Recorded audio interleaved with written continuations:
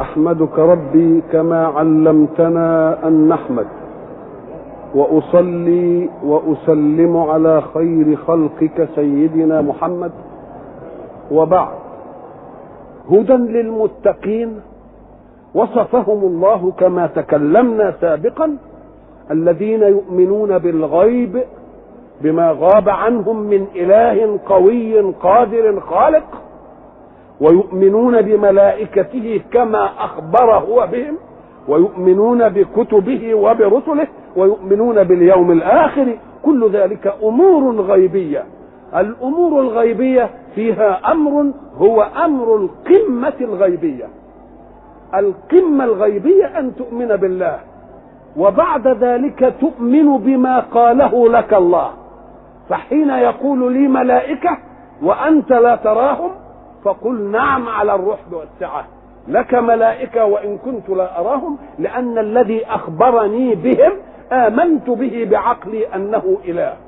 وما دام قد قال أني خلقت ملائكة، لا تتهم قول الله بأنك لا ترى الملائكة، وإلا كانت عينك تحكم على الله، والحق يريد أن يكون الله حكما على كل جوارحك وحكما على كل عقلك. فإذا قال لك لي ملائكة فله ملائكة. كونك لا تدركهم شيء آخر، لأن وجود الشيء شيء وإدراكه شيء آخر. فأنت لك روح وبها حياتك، أرأيتها؟ أسمعتها؟ أذقتها؟ أشممتها؟ ألمستها؟ بأي وسيلة من وسائل الأدراك لم تدرك روحك، ولكنك أدركتها بأثرها في حركة مادتك، بحيث إذا سلبت منك الروح صرت جيفة ورمة. إذن فقد عرفت الروح بأثرها فيك، وهي مخلوقة لا ترى، فكيف بالخالق؟ أتريد وأنت عاجز أن تدرك مخلوقا هو في ذاتك وهو في نفسك، ومع ذلك لا تدركه إلا بأثاره، ثم تحاول بعد ذلك أن تقول أنا لم أرى الحق؟ إنك لم ترى الروح وهي مخلوق، فكيف تريد أن ترى الحق وهو خالق؟ هدى للمتقين الذين يؤمنون بالغيب. فإذا آمنا بالقمة الغيبية آمنا بكل ما يقوله لنا وإن لم نره. ويضرب الله الأمثال للناس في ذوات نفوسهم. فقبل أن يكتشف الميكروب كان الناس يشاهدون في ذواتهم ظواهر أمراض، ولا يدركون إلا الظاهرة، الحرارة وكذا وكذا وكذا، ولا يعرفون شيئا اسمه الميكروب. فلما ارتقى العلم وأذن الله لمخلوق من خلقه وهو الميكروب أن يولد مرآه للوجود، أقدر العقول على أن تكتشف المجاهر، فوجد الميكروب ورأيناه بصورة مكبرة. لم نره أولا لأنه كان دون طاقة إدراك العين، أقل من أن يدرك، والشيء إذا قل عن طاقة إدراك العين بقانون البصريات لا يمكن أن يدرك، بدليل أن رجلا ضخما تراه أمامك ثم يتولى عنك أي يسير بعيدا عنك، فكلما سار خطوة نقص مرآه لك وتضاءل إلى أن يصبح كالولد الصغير، فإذا ظل سائرا انفقد. أين ذهب؟ هو موجود، ولكنه وصل بالبعد إلى حد الصغر الذي لا تدركه عينك. فإذا ما جئنا بتلسكوب ليقرب البعيد أدركنا الرجل. إذن فعدم رؤيتك للشيء لا يعني أنه غير موجود، ولكن آلة إدراكك هي العاجزة، والشيء لا يدرك، إما لأنه صغير جدا جدا دون مستوى إدراكك، فوسيلة إدراكه أن تكبره بالمجهر، وإما أن لا يرى لأنه بعيد بعدا يخرجه عن نطاق رؤية عينك، فهات التلسكوب ليقربه، حينئذ تراه. إذن فعدم إدراكك الشيء بآلاتك الحسية المعروفة لا يعني أنه غير موجود. فإذا ما حدثنا أن الميكروب موجود الآن ورأيناه رأي العين، القدماء الذين كانوا لا يعرفون ذلك لو حدثناهم قبل الميكروب بهذا أكانوا يصدقون؟ لا يصدقون. إذن فترك الله بعض الخلق غير مدرك في زمن لأنه دون وأقل من مستوى رأي العين، ثم يقدرك عليه في زمن فتراه يقول لك الله إذا لا تصدق إن قلت لك أن هناك غيب لا تنكره، فهذا كان غيبا في القديم وقد صنعت لك الآلات لتراه حتى تستدل أن الغيب قد يكون موجودا ولكنك لا تراه. إذن فالذين يؤمنون بالغيب قمة إيمانية، أن يؤمنوا بالله وأن يؤمنوا بما أخبر الله به. ثم بين وقال ويقيمون الصلاة لإدامة ولاء العبودية للحق كما قلنا في لقاءات سابقة تتجدد كل يوم 5 مرات. ومما رزقناهم ينفقون. هنا تكلمنا عن الرزق، يظن كثير من الناس أن الرزق هو ما يتعلق بالأموال والنفعيات، فاللي عنده مال ينفق، اللي عنده خير من الأرض ينفق، اللي عنده، نقول له لا، الرزق ما انتفع به. فالقوة رزق، والعلم رزق، والحكمة رزق، والتواضع رزق، كل ما فيه حركة للحياة رزق. فلا تقل أنا ليس عندي مال لأنفق منه، عندك عافية تصدق بها على العاجز، أنفقها للعاجز. عندك حلم أنفقه للأخرق، عندك علم أنفقه للجاهل. إذن فمما رزقناهم ينفقون يستوعب كل أقضية الحياة وكل كمالات الوجود، حتى إن ذهبت إلى إنسان لا يحسن صنعة شيء فاصنعه له لأنك تجيده. يبقى إذن إجادة الأشياء رزق أيضا. إذن ومما رزقناهم ينفقون تستوعب كل حركة الحياة. ثم بعد ذلك حينما قال الذين يؤمنون بالغيب ويقومون الصلاة ومما رزقناهم ينفقون، نشاهد أن الله جاء بصنف آخر من الإيمان. ما هو الصنف الآخر؟ والذين يؤمنون بما أنزل إليك وما أنزل من قبلك. كلمة وما أنزل من قبلك لم تأتي في وصف المؤمنين الأولين. نعم، لأن الإسلام إنما جاء ليواجه صنفين من الناس. الصنف الأول صنف كافر بالله لا يؤمن بإله ولا يؤمن برسول مبلغ عن الله، هؤلاء هم كفار مكة. ولكن في المدينة لأن السورة مدنية جاء صنف آخر هم أهل الكتاب، يؤمنون بالله ويؤمنون برسل عن الله وبكتب عن الله. والإيمان الإسلامي لا بد أن ينتظم النوعين معا. لماذا؟ ربما ظن أهل الكتاب أنهم على صلة بالله، يؤمنون به ويتلقون منه كتبا ويتلقون منه رسلا فذلك كاف. نقول لا، الإيمان الإسلامي جاء ليواجه المعسكرين جميعا حتى يكون الدين كله لله. الذين يؤمنون بما أنزل إليك وما أنزل من قبلك وبالآخرة هم يوقنون.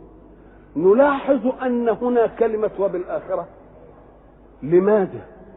لأنك إن تصفحت التوراة التي هي كتاب اليهود الذين يعايشون الإسلام في المدينة ويتولون كبرهم في خصومة الإسلام، مع أنهم كانوا يستفتحون به من قبل على الذين كفروا، فلما جاءهم ما عرفوا كفروا به، أخذوا الأمر المادي في كتبهم. فإن قرأت التوراة أو قرأت التلمود لا تجد شيئا عن اليوم الآخر. فكأن الله أكد الإيمان باليوم الآخر، لأن الذين يقولون إننا آمنا بالله وآمنا بكتب وآمنا برسل لا يلتفتون إلى اليوم الآخر، فلو لم يجئ ذلك ربما كان ذلك موافقا لما عندهم. والإسلام يريد تصورا كماليا ينتظم كل شيء، من الإيمان بالله قمة ابتداء إلى الإيمان باليوم الآخر قمة انتهاء. هنا يريد الحق سبحانه وتعالى أن يصف الذين آمنوا أولا والذين آمنوا ثانيا.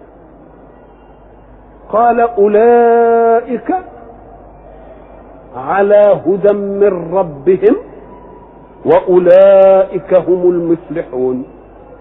أولئك من هم؟ الأولين أم الذين آمنوا ثانيا؟ ما عندنا صنفين من الإيمان: الذين يؤمنون بالغيب ويقيمون الصلاة ومما رزقناهم ينفقون، هذا صنف. والذين يؤمنون بما أنزل إليك وبما أنزل من قبلك وبالآخرة هم يوقنون، هذا صنف آخر. أولئك تعود إلى من؟ تعود إلى مجموعهم، يعني الاثنين. طيب لما كان أولئك على هدى من ربهم يقول وهم المفلحون، إنما قال ثانيا وأولئك هم المفلحون، يبقى فيه أولئك إلى مكان وأولئك إلى مكان آخر. نقول له صادق. هل الوصفان في أولئك على هدى وأولئك هم المفلحون متحدين؟ الخبر مختلف. أولئك على هدى، والهدى هو دلالة الموصلة للمطلوب، وأولئك هم المفلحون هل هي الدلالة ولا الغاية المطلوبة؟ الغاية المطلوبة. يبقى هم على هدى فوصلوا إلى الفلاح، يبقى الأول دلالة موصلة إلى المطلوب، والثاني غاية وهو الفلاح. طيب الأولين لهم الدلالة فقط وليست لهم الغاية، والثانيين لهم الغاية وليست لهم الدلالة، ولا الاثنين لهم الدلالة بالهدى ولهم الغاية بالفلاح؟ الاثنين. الله. يبقى إذن أولئك على هدى من ربهم وأولئك هم المفلحون يجب أن تكون لمن؟ للصنفين معا. وإن أردت أن تجعل لصنف إشارة ولصنف آخر إشارة فتلك من بلاغات القرآن. بلاغات القرآن حين يأتي لأمرين كل أمر له حكمان، يقوم يأتي في الأمر الأول بحكم ويتركك تستنبط الأمر المقابل له في الحكم الثاني، يعني يعمل عكسية. زي إيه يعني؟ مثلا قد كان لكم آية في فئتين التقتا، لما التقى الكفار مع المؤمنين في الحرب يبقى في فئتين التقتا، فئة تقاتل في سبيل الله. أي الفئات هي التي تقاتل في سبيل الله؟ أي الفئات هي؟ المؤمنة. كأنه قال فئة إيه؟ مؤمنة تقاتل في سبيل الله، وأخرى كافرة. يبقى تقاتل في سبيل إيه؟ لازم في سبيل الشيطان. يبقى كأن توسعة الآية إيه؟ لقد كان لكم آية في فئتين التقتا، فئة مؤمنة تقاتل في سبيل الله وفئة كافرة تقاتل في سبيل الشيطان. هذا الكلام لم يشاء الله أن يكرر وطرق للذهن ليتوقد حين يتلقى كلام الله، ما يتلقاش كده إلا بتوقد عشان يعرف عطاءات القرآن. ما حبش يجيب دي، وحب الأذهان تتنبه علشان تتدبر القرآن. قال إيه؟ ما قالش قد كان لكم آية في فئتين التقتا، فئة مؤمنة تقاتل في سبيل الله، شال مؤمنة من الأول وقال تقاتل في سبيل الله لأنك ستفطن فطنة على أنها هي المؤمنة ما دام بتقاتل في سبيل مين؟ شوف تعويد العقل إنه يلتقط. يبقى ما دام بتقاتل في سبيل الله تبقى هي إيه؟ مؤمنة. طب وعرفنا بقى ان هي مؤمنه ايه؟ قال له لان جه في الاخرانيه وحذف المقابل اللي في سبيل الله وهو سبيل الشيطان، وجاء بالمقابل للمحذوف وهو كافره، واخرى كافره. كافره دي يقابلها ايه؟ اكنك اخذت المؤمنه من مقابلها وهو كافره، واخذت في سبيل الله يقابلها ايه؟ في سبيل الشيطان. إذا حذف مؤمنة من الفريق الأول للدلالة عليها من كافرة في الفريق الثاني، وحذفت في سبيل الشيطان من الفريق الثاني للدلالة عليها بقوله من المقابل في سبيل الله. فكأن معنى الآية فئتين التقتا، فئة مؤمنة تقاتل في سبيل الله، وأخرى كافرة تقابل في سبيل تقاتل في سبيل الشيطان.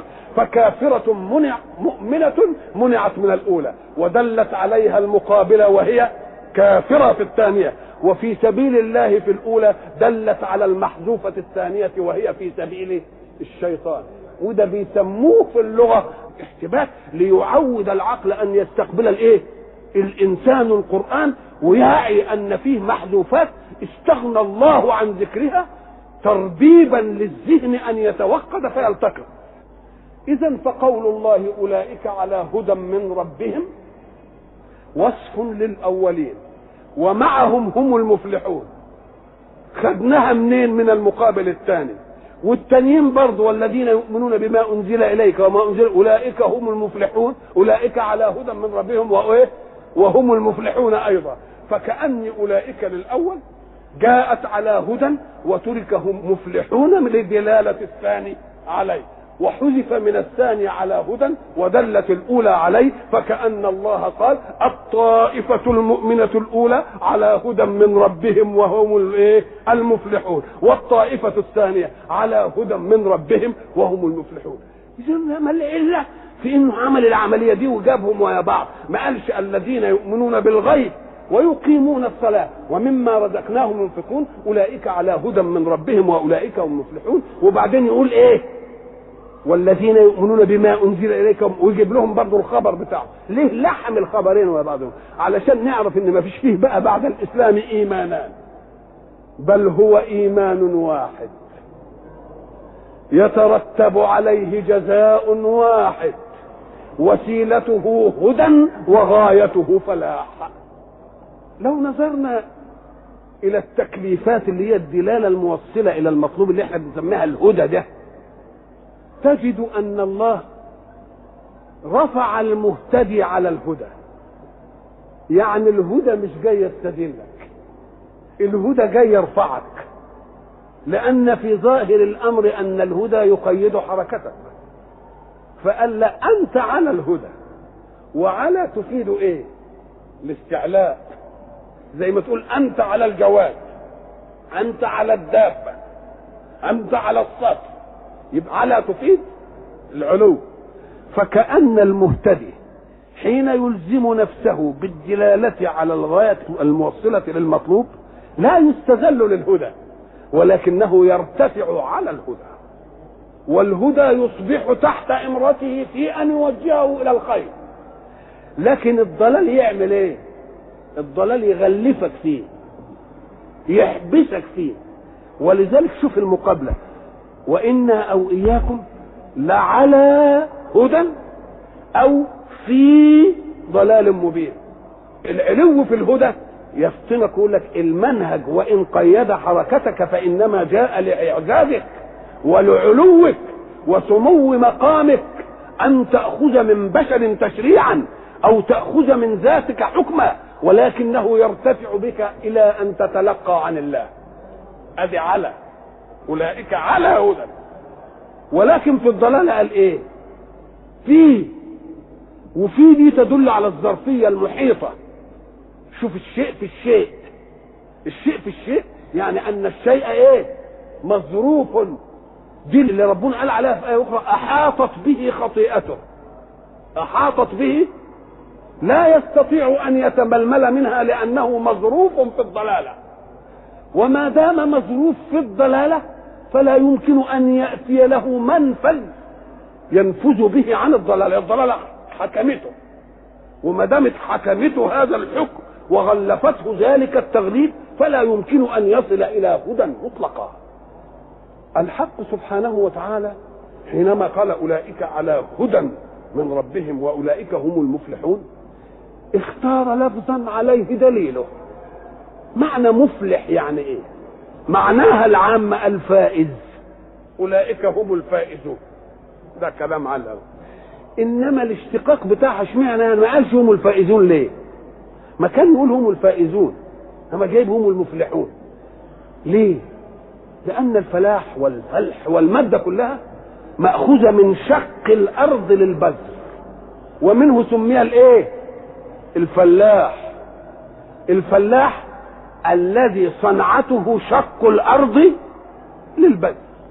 طب وجاب دي ليه يعني؟ اشمعنى دي جابها عشان الاخره كده؟ ام قال لك لانه يريد ان ياتي مع الشيء دليله، وهناك فارق بين امر يخبرك به غيبا وامر يستدل به مشهدا. الله حين يامرك اوامره يقيد حريتك. كنت تحب ان تختار ما تحب، فجاء التشريع فقال لك افعل ولا تفعل، انت تظن ان ذلك تقييد لك في حركة الحياة يضرك ويقلل عليك الجدوى، لانه اخذ منك شيئا، اخذ حرية حركتك في الاختيار، لانه حين يقول لك افعل معناها انه ضيق عليك ان لا تفعل، وحين يقول لك لا تفعل ضيق عليك ان تفعل. وواضحه قوي في انه لما اقول لك زكي من مالك بتنقصه شويه، هو في ظهره انه بينقص. يوم الحق سبحانه وتعالى لو يجي يقول لك ان قيدت حركتك التكليفيه بقولي لك افعل بحيث لا تقدر ان لا تفعل، وبقولي لك لا تفعل بحيث لا تقدر ان تفعل، لا تظن ان ذلك تقييد، وانما هو تربيب لفائدتك. لماذا؟ التربيب للفائده معناه ان تكسير الفائده، لان كما قلت سابقا حين يامرني الله امرا أأمرني وحدي ام امر المؤمنين جميعا؟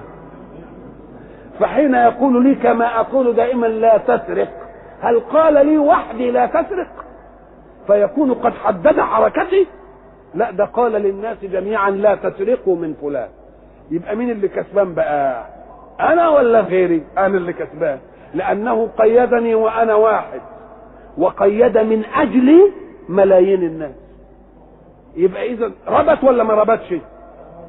يوم لما يجي يقيدك بالتكليف يقول لك انا حين اقيدك بالتكليف انا اريد ان اضمن لك الفلاح، ان تكون الفائز، تكون المنتصر، ان تكون صاحب المغنم.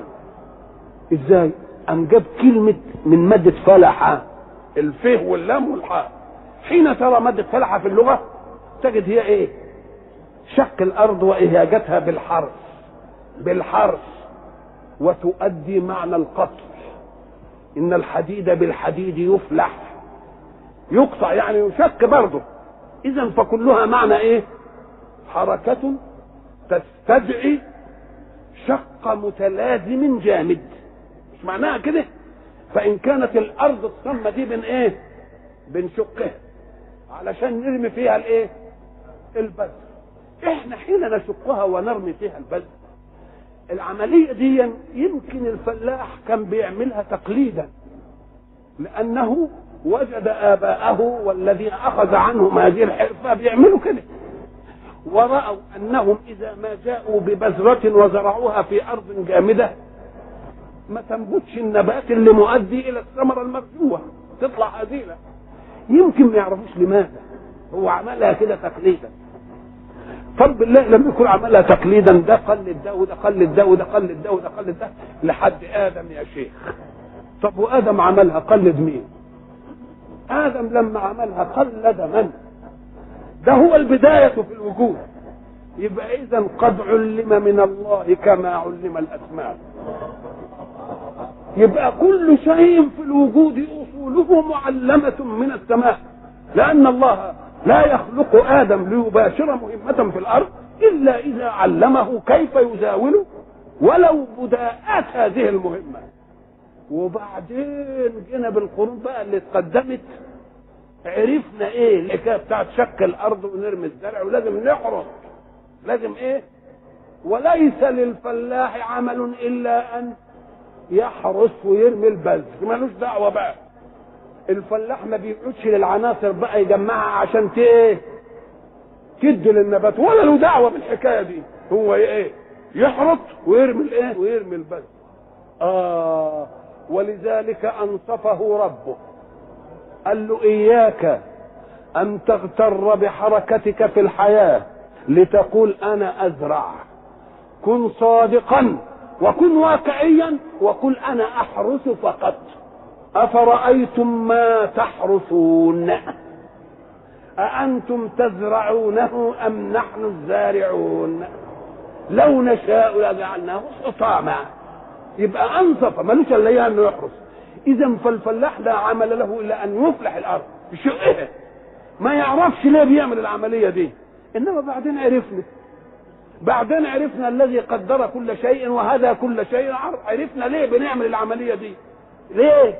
أما قال لك لأن الحبة حين تلقيها في الأرض تجد في حجم كل حبة الغذاء الكافي لها إلى أن تأخذ غذاءها من الأرض، بحيث إذا جبت حاجة وبلتها، جبت شوية حلبة وبلتهم شوية، تقوم تزبن وتطلع وتعمل الفلقة تنفلق كده، ويمكن يطلع لها مادة خضرية. منين جت؟ من نفس تكوينها، وعلى قدر كمية الغذاء يكون حجم الحبة. تقوم الحبة لما تصادف تنحرس الأرض ونرميها ونديلها شوية الرطوبة، تقوم تبتدي تعمل ايه؟ تغذي نفسها لحد ما زبانها ده يطلع. والزبان ده بمجرد ما يبتدي يشبك في الأرض ويبتدي ياخد الغذاء، تقوم الفلقتين اللي هم كانوا بيغذوها دي تبقى ورقتين اتنين يطلعوا بقى ياخدوا من الهواء. لو لم يوجد في الأرض هواء عشان تتنفس إلى أن الزبان يطلع، تنكتم ولا تطلعش. يقوم الحرث ده عشان يديلها ايه؟ يديلها شوية هواء كده على ما تكون. الله، إذا دي عملية الفلاحة. طب وربنا جاب حكاية المفلحون دي والفلاحة وجاب لماذا؟ عشان يديني الأمر الغيب في الآخرة، فائزون في الآخرة. يقول أنا جايب لكم دي مثل حي قدامكم ومحسوس. إزاي؟ قال لك التكليف يضيق عليك، وأنا أحب أن أعلمك أن التكليف يوسع عليك، لأن التكليف وإن ضيق عليك في الفانية فسيعطيك في الباقية. وأضرب لك مثل باللفظ ده، مفلح وفلاح. الأرض حين ترمي فيها بذرة أتعطيك بذرة؟ حبة أنبتت إيه؟ 7 سنابل في كل سنبلة 100. يبقى أنت ضحيت بحبة واحدة علشان تاخد إيه؟ 700 حبة. إذا كانت الأرض وهي المخلوقة تهبك أضعاف ما أعطيت لها، فكيف بالخالق ألا يعطيك أضعاف ما أعطيته له؟ هذا هو السبب في أن الحق سبحانه وتعالى يقول أولئك هم المفلحون، عشان يلفتني بمادة الفلاحة ومادة الفلاح إلى شيء موجود بالفعل. فأنت تلقي الحبة فيخرج عود الذرة، ده على فرض انه جاب كوز واحد، ومرة يجيب كوزين، ومرة يجيب 3. شوف القدر اللي أعطاك. إذا فإن أخذ التكليف منك شيئا فإنما جاء ليعطيك أشياء. فلا تقل إن الأرض أخذت منك حبة، ولكن قل أخذت مني الآن حبة لتعطيني بعد ذلك 700 حبة. يبقى إذا مفلحون جاء بدليله. أولئك على هدى من ربهم وأولئك إيه؟ هم المفلحون. الصنفان الإيمانيان: الصنف الذي جابهه الإيمان أول الأمر بوجود إله ورسول مبلغ عن الإله وهم كفار مكة، والصنف الثاني الذين يؤمنون بإله وبرسول وبكتب، ربما ظنوا أنهم يكتفون بذلك، فشاء الله أن يبين أن الإيمان جاء ليهيمن على الجميع. ذلك هو الصنف الإيماني. لا يقال إيمان بشيء والتزام بمنهج من إله آمنت به إلا إذا كان المنهج يحقق لك خيرا ويدفع عنك شرا. حين يأتي الإيمان ليدفع عنك شرا ويحقق لك خيرا، يبقى لا بد ما دام الإيمان قد طلب يبقى لازم في شر بيحارب الإيمان. لو لم يوجد شر يحارب الإيمان أكان هناك ضرورة للإيمان؟ إذن فالتزام الإنسان بالإيمان ليقي نفسه ويقي عالمه من شرور مقابل الإيمان، وهو إيه؟ وهو الكفر. يبقى الأمر الطبيعي أن يأتي الصنف المقابل للمؤمنين وهم الكافرون. الكافرون دول قسمين: قسم كفر بالله أولا ثم استمع إلى الوحي واستمع للهادي الجديد فابتدأ يلتفت إلى ذلك الهادي الجديد، الفطرية بتاعته استجابت. وصنف آخر كابر وعاند.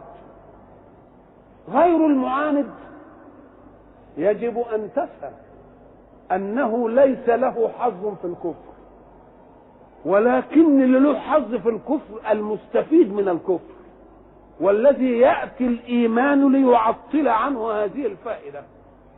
يبقى الذي يقف أمام الإيمان هم المستفيدون من الكفر. المستفيدين من الكفر هم اللي حاربوا الإيمان. إنما ناس كانوا كافرين ما يعرفوش إله، ثم سمعوا إن في إله وشيء دخل عقلهم وإله بيأمر بالرحمة وبيأمر بالعدل وبيأمر بالتواصل وبيأمر بالمساواة، بيأمر بشيء كله. اللي ملوش مصلحة ما الذي يمنعه أن يؤمن؟ يبقى الذي يلج في الكفر إنما هو المنتفع بالكفر. ولو لم يوجد منتفع بالكفر لما تأصل الكفر في الناس. كيف؟ الكفر معناه الستر. أولا احنا قلنا سابقا ذات اللفظ وهو كافر أو كفر أو كفر، يمكن تذكروا ان انا قلت ان لفظ الكفر مؤمن. لفظ الكفر مؤمن. يعني ايه لفظ الكفر مؤمن؟ لان معنى كفر اي ستر. كفر بالله يعني ايه؟ ستر وجود الله. الله. طب الذي يستر وجود الله يبقى وجود الله كان موجود وهو ستر ولا لا؟ اذا فالستر طارئ على الوجود. اذا فالاصل هو الايمان، وجه الكفر يستر ايه؟ يبقى كلمة كفر نفسها فضحت الكافرين، لانه لا يقال كفر الا اذا كان هناك شيء موجود ثم سترناه.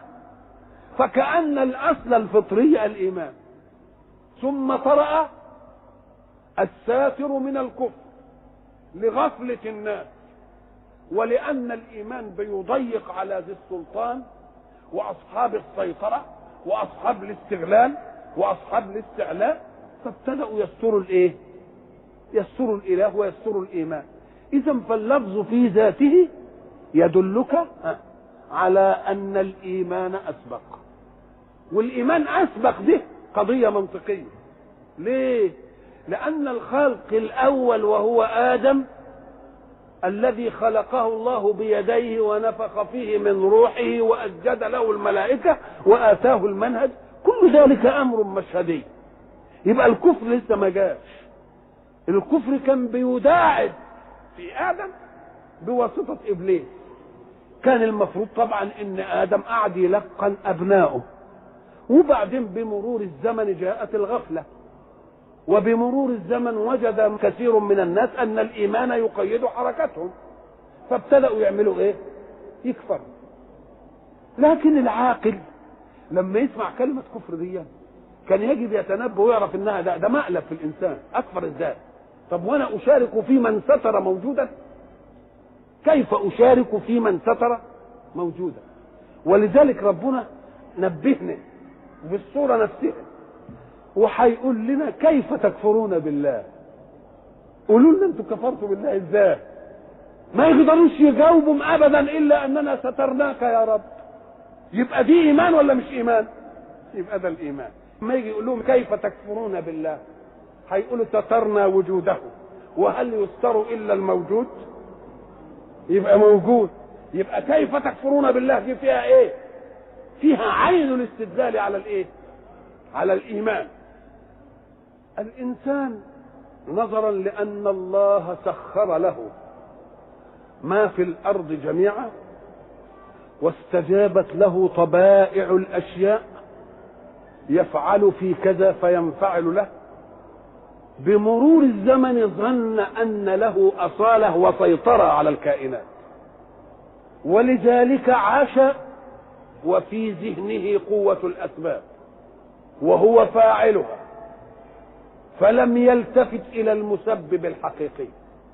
وهذه تلمحها في قول الله سبحانه: كلا إن الإنسان ليطغى أن رآه استغنى. ساعة ما يستغني يظن أن الأشياء منفعلة له بذاته. إذن فالذي يتعب الكون هي استيقاظ النفس نحو ذاتيتها، استيقاظ النفس نحو ذاتيتها. نقول له يا غبي ما تستيقظش أبدا نحو ذاتيتك، لأنك انت لو فهمت حتى معنى ذاتية يعني ايه شيء ذاتي. الشيء الذاتي هو ما كان بذاتك لا بغيرك ولا يتخلف أبدا. الأمر الذي بالذات لا يتخلف، إنما الأمر الذي بالغير هو الذي يتخلف. لو أنك انت بصيت لكلمة ذاتيتك دي التي نظرت إليها وغرتك وأطغتك، كنت تفهم ان كلمة ذاتية دي مهدومة بالنسبة لك، لأن كلمة ذاتية معناها أن لا تكون محتاج لغيرك وقائم بذاتك كده، وأنت شاهدت نفسك لا ذاتية لك، متغير ومحتاج لمعونة أبوك وأمك، وأمك تأكلك وتسحبك وتشيلك على كتفها، ولا تقدرش تقوم تجيب لنفسك الطعام، هي اللي تجيبه لك. إذن الذاتية ممتنعة أصالة في بدءك. وإذا ما أخذت شيئا يطغيك بأن لك ذاتية وبلغت رشدك وبلغت قوتك ونضجك وأصبحت الأشياء تستجيب لك وأصبحت تعين غيرك بعد أن كنت تعان، ربما غرتك هذه الفترة. فانظر الفترة الآتية في مقابلك، وهو أنك ستصير إلى طفولة أخرى لكي لا يعلم من بعد علم شيئا. وبرضه عايز بعدين اللي ياخد بإيدك واللي يقعدك، وإن طال بك العمر عايز برضه اللي يقعدك تخطئ ايه حاجتك، وإن طال بك العمر يمكن عايز اللي يأكلك الله. إذا فقوس انعدام الذاتية كما بدأت به برضه تنتهي إليه. وأيضا وهب أنك في متوع قدرتك وفي متوع قوتك برضه الذاتية ممتنعة، لأنك أنت تبقى كده في شبابك أو بعد ذلك تلتفت تلاقي حاجة جت كده مرض ولا بتاع، انتهت الذاتية خالص وأصبح لا حول لك ولا قوة أبدا. وربنا عامل الصور دي ليه؟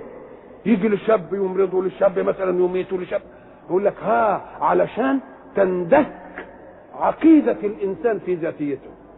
وما دام تندك عقيدة الإنسان في ذاتيته يبقى يذكر دائما افتقاره إلى سواه. وما دام مش هو وحده سيفتقر إلى ما سواه، بل غيره من مكررات الناس يفتقرون أيضا، يعلم أنهم جميعا مفتقرون إلى غير مفتقر إلى أحد، حق سبحانه وتعالى. يبقى إذن الذاتية يجب أنها تنعدم. فالكافر يريد أن يحافظ على ذاتيته، والمؤمن أيضا يريد أن يحافظ لا على ذاتيته الأصيلة بل على ذاتيته الوكيلة عن الأصيل، ذاتية الخلافة. وما دام الاثنين بيبحثوا عن ذاتيتهم، بس دي نظرة حمق ودي نظرة حق، يبقوا لازم متقابلين في الوجود. وما دام متقابلين في الوجود يبقى الحق حين يعرض الطوائف بالنسبة لمنهج الله لازم يعرض مؤمنين ويعرض ويعرض كافرين.